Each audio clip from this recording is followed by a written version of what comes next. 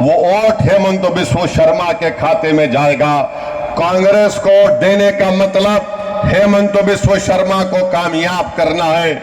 मैं आपको बताने आया हूं कि आप अपना एक एक वोट ताला चाबी को दीजिए और एआईडीएफ के उम्मीदवारों को कामयाब और कामरान करिए। मेरे अजीज दोस्तों और बुजुर्गों, यहां पर जो कांग्रेस के कैंडिडेट हैं, अगर आप उनको वोट दें या ना दें, वो चुनाव के बाद हेमंत बिस्व शर्मा के जाकर उसके साथ बैठकर चाय पीने वाले हैं। आप अपनी जमात को, एआईडीएफ को कामयाब करिए। मैं आपसे अपील करने आया हूं कि आपको डरने और घबराने की जरूरत नहीं है।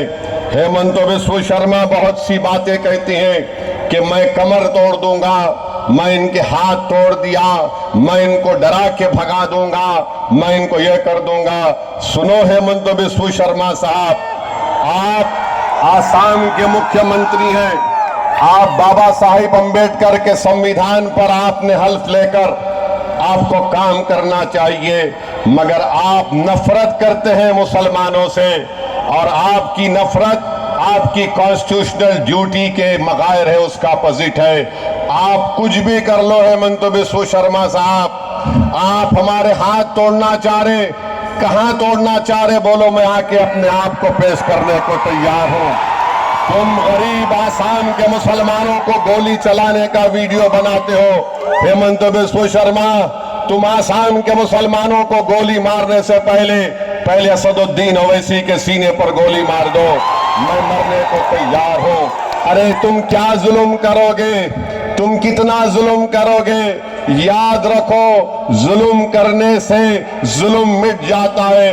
तारीख बताती है कि फिरौन का भी जुल्म हुआ और फिरौन खत्म हो गया, अल्लाह ने मूसा को कामयाब किया।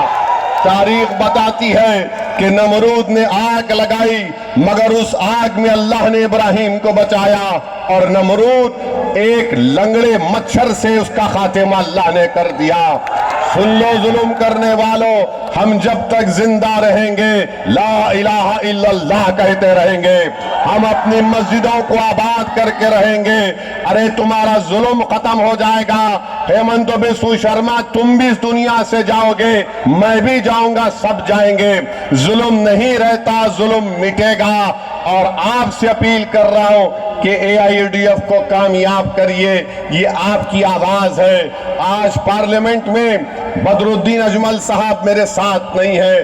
पार्लियामेंट में वक्फ का काला कानून मोदी की सरकार ने बना दिया। हमारी वक्फ की मस्जिदों को, दरगाहों को, खानखाहों को छीनने की कोशिशें की जा रही है। मैं आपको कैसे बताऊं, उस वक्त पार्लियामेंट में जब वक्फ का कानून बनाया जा रहा था तो मेरी आंखें तरस रही थी कि काश मेरे साथ बदरुद्दीन भाई होते, अख्तरुल ईमान होते, इम्तियाज जलील होते, हम उस काले कानून को रोक देते। बताओ आज आप क्या हो रहा है? कांग्रेस पार्टी, आप बताइए, कांग्रेस पार्टी बोलती है कि एआईडीएफ से बीजेपी को फायदा होता है। सुनो कांग्रेस के दीवानों, तुम्हारे सर में दिमाग नहीं है। 2006 में अजमल साहब ने इलेक्शन लड़ा, जब कांग्रेस कैसे जीती। 2011 में कांग्रेस के खिलाफ अजमल साहब इलेक्शन लड़ा, कांग्रेस जीती। 2016 में हेमंत बिस्व शर्मा कांग्रेस से बीजेपी में चला गया, बीजेपी की सरकार आई। तुम्हारे 50 एमएलए हेमंत बिस्व शर्मा के साथ चले गए। 2021 में तुम इतनी बेशर्मी से बात करते हो कांग्रेस वालों, तुमने बदरुद्दीन अजमल साहब का गिरबान, उनका हाथ थामा, और फिर आज तुम कहते हो कि एआईडीएफ से बीजेपी को फायदा होगा। बीजेपी को, हेमंतों को फायदा पहुंचाने वाले का नाम कांग्रेस पार्टी है, बदरुद्दीन अजमल नहीं है। आप बताइए, अगर ऐसा ही चलता रहेगा तो फिर हमारी आवाज कहां पर रहेगी? मैं हैदराबाद से चलकर सिर्फ इसी मकसद के लिए आया हूं ताकि आप अपना एक एक वोट का सही इस्तेमाल ताले चाबी पर करें, अपने आप को कामयाब करिए।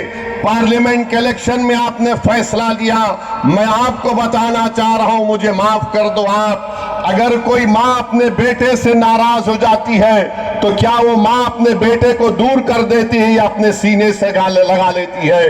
अगर कोई बाप अपने बेटे से नाराज हो जाता है तो क्या वो बाप 2 दिन के बाद अपने बेटे को बुलाकर कान पकड़कर अपने सीने से नहीं लगाता? क्या अगर 2 भाई में झगड़ा हो गया तो क्या 2 बड़े मिलकर 2 भाई को नहीं मिला सकते? मेरे भाई, आप यकीनन वोट डालिए, आपका अख्तियार है, मगर याद रखिए पूरा भारत आपकी तरफ देख रहा है। हैदराबाद का मुसलमान, महाराष्ट्र, गुजरात, मध्य प्रदेश के आपकी माँ और बहनें देख रही है कि क्या आसाम के मुस्लिम अक़लियत अपनी पार्टी को कामयाब करेगा, अपनी आवाज को मजबूत करेगा या फिर अपने होश से उस पार्टी को खत्म कर देगा। आप याद रखिए, आप